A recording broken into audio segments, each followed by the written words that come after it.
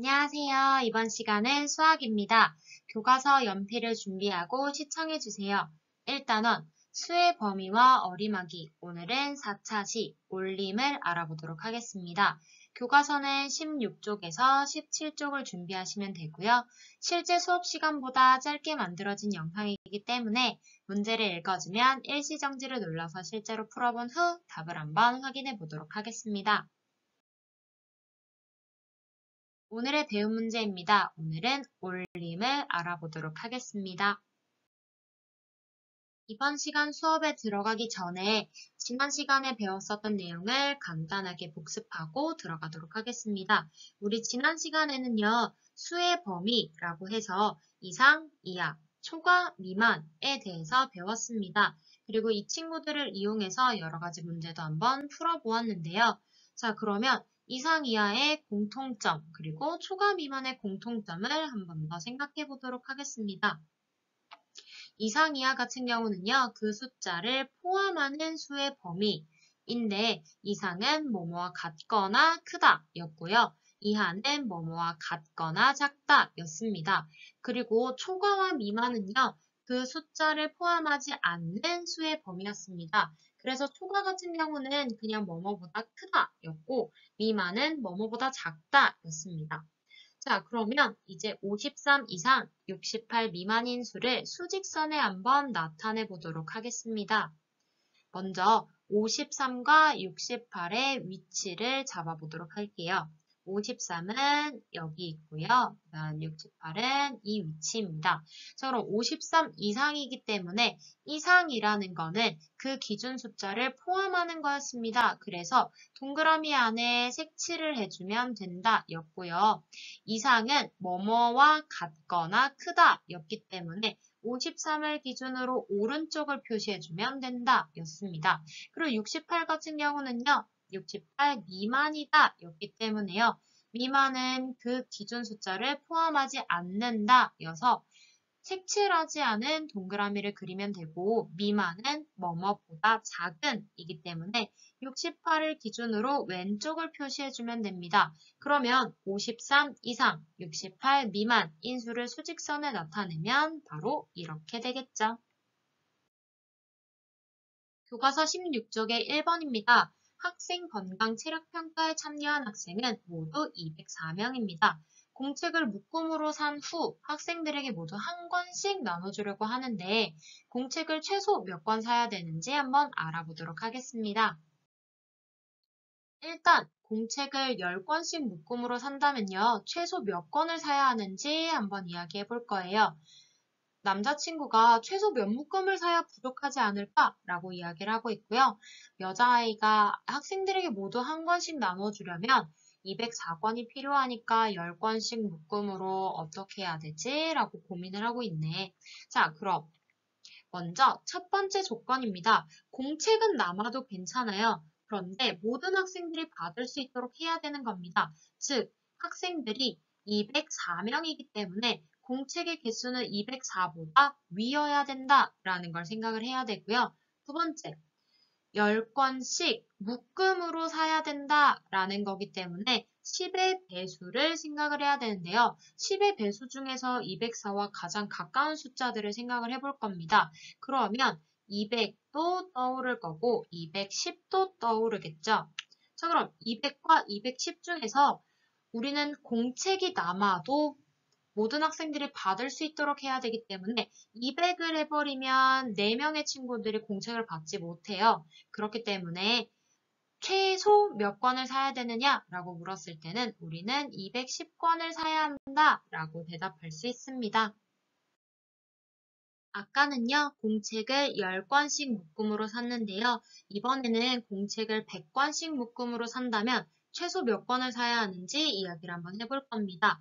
먼저 첫 번째, 공책이 남아도 모든 학생들이 받을 수 있도록 해야 된다라는 전제 조건은 바뀌지가 않아요. 그래서 학생의 수를 다시 한번 적어볼게요. 우리가 다 나눠줘야 되는 친구들은 204명입니다. 그러면 두 번째, 이번에는 100번씩 묶음이기 때문에 100의 배수를 생각을 해볼 건데 100의 배수 중에서 204와 가장 가까운 수는 200과 300이 되겠죠. 자, 그럼 여기서 모든 학생들이 받을 수 있는 공책의 권수를 생각해야 되는데 200권을 사게 되면 또 4명의 친구들을 받지 못해요.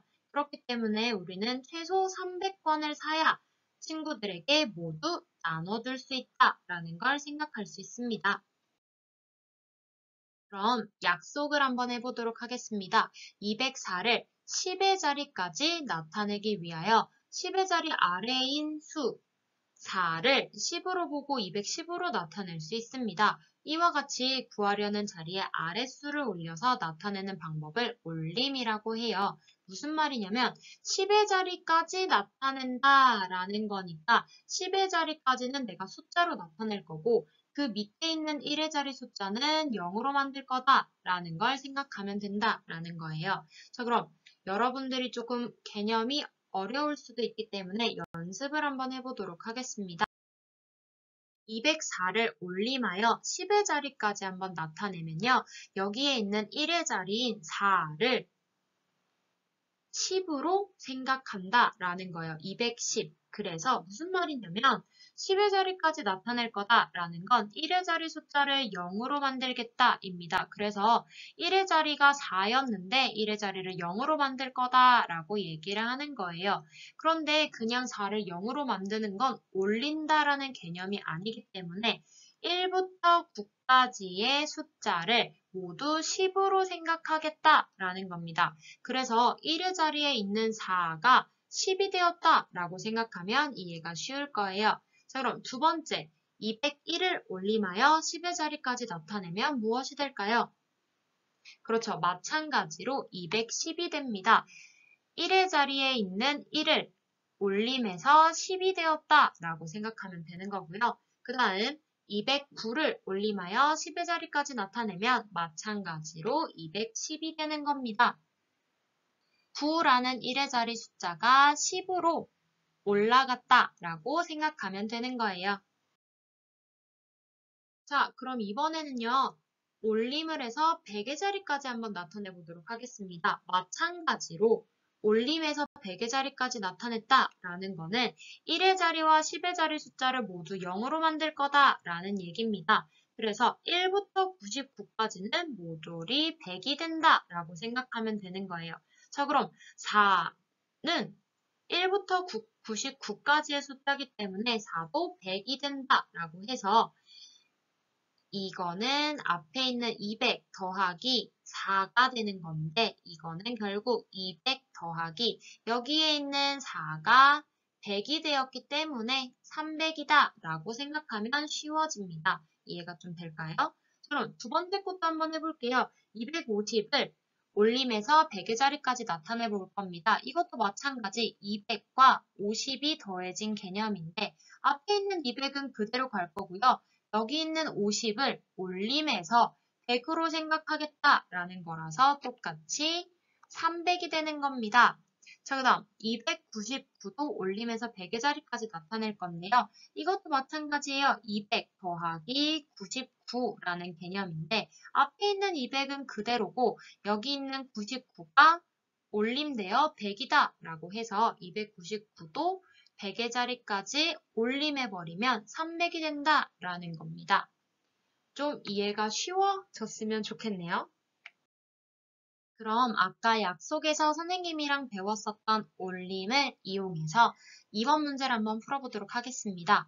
22,800원인 물건을 지폐로 사려고 합니다. 최소 얼마가 필요한지 한번 알아보도록 할 건데요. 먼저 1,000원짜리 지폐로 22,800원인 물건을 사려면 최소 얼마가 필요한지 이야기를 해보도록 하겠습니다. 우리한테는 1,000원짜리 지폐밖에 없다라고 생각을 하는 거예요. 자, 그럼 1,000원짜리 지폐의 장수를 생각하기 위해서는 1,000의 배수를 생각을 해야 되는데 그 중에서 22,800과 가까운 수는 22,000과 23,000이 있습니다. 그런데 22,000원으로 물건을 사기 위해서는 800원이 부족하다. 이기 때문에 22,000은 불가능합니다. 그래서 우리가 22,800원인 물건을 사기 위해서는 결국 23,000원이 필요하다라는 걸 알 수가 있었어요. 아까는 우리가 돈으로 직접 여러분들이 많이 해본 물건 계산하는 상황을 떠올리면서 했으니까 조금 더 쉬웠는데 이번에는 숫자들을 가지고 한번 생각을 해볼 겁니다. 22,800이라는 숫자와 올림이라는 개념을 이용해서 한번 해볼 건데요. 22,800을 올림하여 천의 자리까지 나타내 보도록 할 겁니다. 그러면 천의 자리까지 올림한다 라는 소리는 1의 자리, 10의 자리, 100의 자리 숫자를 모두 0으로 만들겠다 라는 개념입니다. 그럼 22,800이라는 거는 결국 22,000과 800이 더해져 있는 개념인데요. 여기에 있는 800을 올림을 하게 되면 22,000 더하기 1000이 됩니다. 그래서 22,000과 1000을 더하게 되면 23,000이다 라고 해서 22,800을 올림하여 천의 자리까지 나타내면 23,000이 된다 라는 걸 알 수 있었습니다. 결국 1,000원짜리 지폐로 22,800원인 물건을 사기 위해서 우리는 최소 23,000원이 필요하다라는 걸 알았는데 22,800이라는 숫자를 올림해서 천의 자리까지 나타내도 23,000이 나온다라는 거를 우리는 알 수 있었습니다. 그럼 이번에는요. 22,800원짜리를 만원짜리 지폐로 물건을 사보려고 합니다. 최소 얼마가 필요한지 한번 다시 알아보도록 할게요. 이번에도 만원짜리 지폐밖에 없다라고 생각을 해봐야 되는 겁니다. 그러면 만원짜리 지폐의 장수를 생각해야 되는 거기 때문에 만의 배수를 생각을 해야 되는데 만의 배수 중에서 22,800과 가까운 건 2만과 3만이 있습니다. 마찬가지로 2만으로 물건을 사기 위해선 2만원으로 사려면 2,800원이 부족하기 때문에 물건을 살 수가 없어요. 그렇기 때문에 우리는 3만 원이 필요하다라는 걸 쉽게 알 수 있는데요.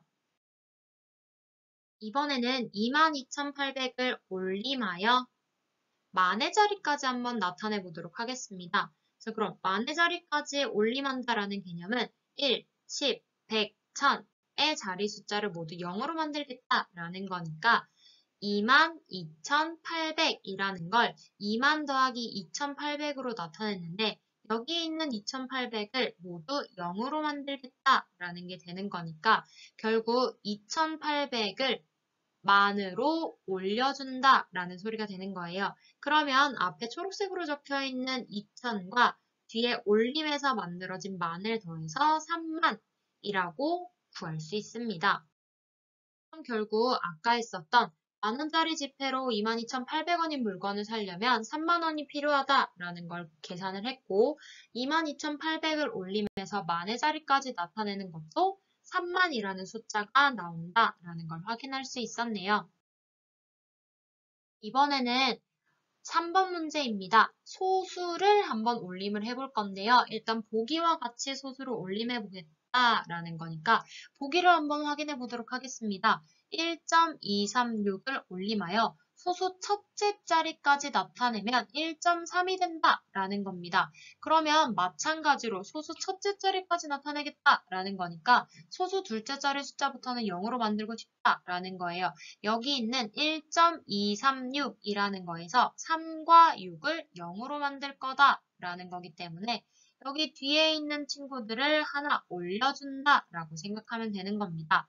그러면 5.52를 올림하여 소수 첫째 자리까지 나타낸다라는 거니까 여기 있는 2를 0으로 만들고 싶다라는 거예요. 그럼 여기 있는 친구를 올려준다라는 소리가 되는 거라서 정답은 5.6이 됩니다.